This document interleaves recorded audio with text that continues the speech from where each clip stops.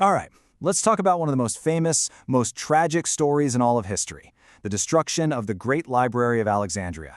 It's a story you've probably heard a dozen times, one we all think we know by heart.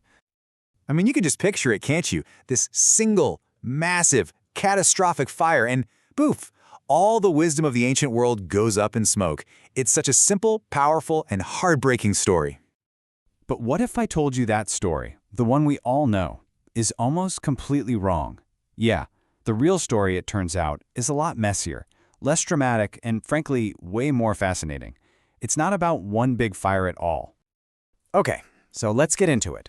Let's start peeling back all those layers of myth. Because the truth is, the library's end wasn't this one big cinematic explosion. It was more like a long, slow fade-out. The best way to think about it is as a death by 1,000 cuts. We're talking about a slow decline that stretched over 700 years.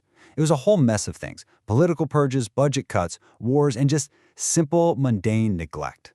All these things just chipped away at it, piece by piece, until it just wasn't there anymore. But here is the thing. To really get how the library disappeared, we first have to understand what it even was. And trust me, calling it just a library doesn't even begin to cover it. See, the library was actually just one part of a much bigger institution called the Mouseon, which means Seat of the Muses. You can basically think of it as the world's very first government-funded research campus. It's the granddaddy of every modern university we have today. And just look at what was in this place. We're not talking about a dusty old building with some scrolls.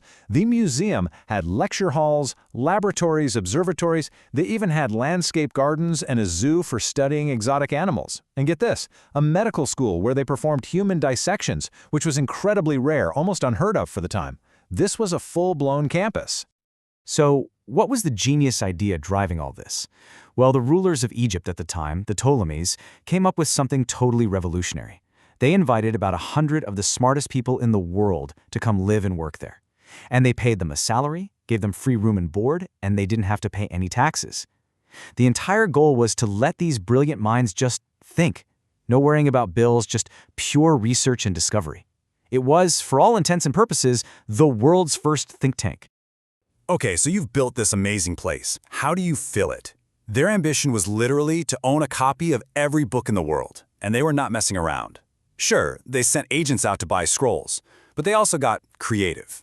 They had a law that any ship that docked in Alexandria Harbor had to hand over any books it had on board.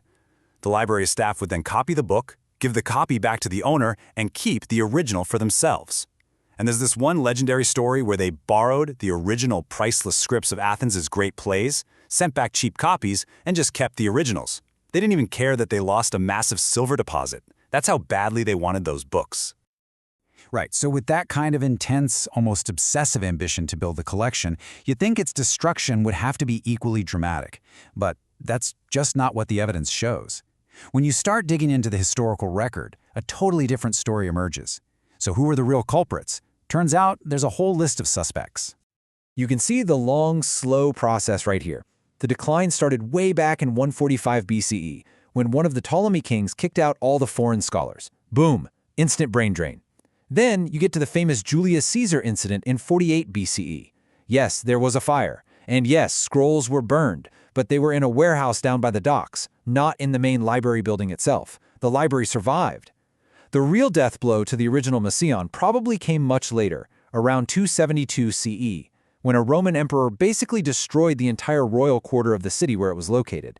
And then, even later, in 391 CE, a Christian mob destroyed the Serapeum, which was a temple that housed a separate, smaller daughter library. It was just one thing after another, over centuries. But wait, what about that most famous story of all? The one about the Muslim caliph ordering the library to be burned? Well, historians are pretty much unanimous on this. It never happened. It's a complete myth. That story doesn't show up in any historical source until 500 years after the event supposedly took place. It was likely propaganda invented much later. The bottom line is, by the time of the Muslim conquest in 642 CE, the Great Library had already been gone for centuries. So, if it wasn't one big fire, then what's the deal? What did we actually lose? And maybe more importantly, what is the library's real enduring legacy? The unglamorous truth is that one of the biggest killers was something really boring: neglect. You have to remember, These scrolls were made of papyrus. It's an organic material. In a humid climate like Alexandria's, that stuff basically crumbles into dust in about 100 years, unless you have people constantly and expensively making new copies.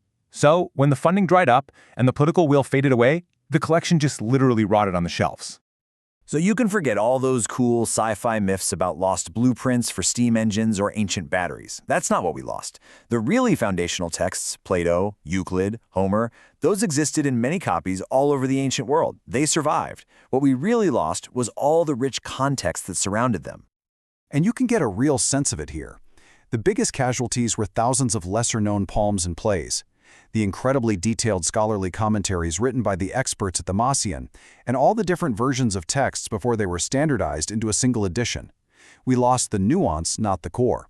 It's like we kept the blockbuster movies, but we lost all the indie films, the director's commentaries, and the deleted scenes. We lost the richness. So at the end of the day, the question we've always been asking is probably the wrong one. We shouldn't be focused on who delivered the final fatal blow. The real question is this one. Think about it. In the ancient world, a text wasn't truly lost when one scroll burned down. It was lost when the very last person who valued it enough to make a new copy was gone.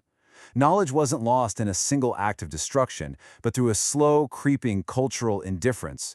And that is a question that is just as relevant for us today, in an age where information can be lost not to fire, but to format obsolescence and simple neglect. And that brings us to the most powerful takeaway of all. The library's true legacy isn't its tragic mythical end, it's its absolutely revolutionary beginning. The whole idea of an institution funded by the state, dedicated purely to research, the methods of textual criticism, the creation of a literary canon, all of that started right here. So in a very real way, the spirit of Alexandria didn't die. It lives on in every university, every research institute, and every library in the world today.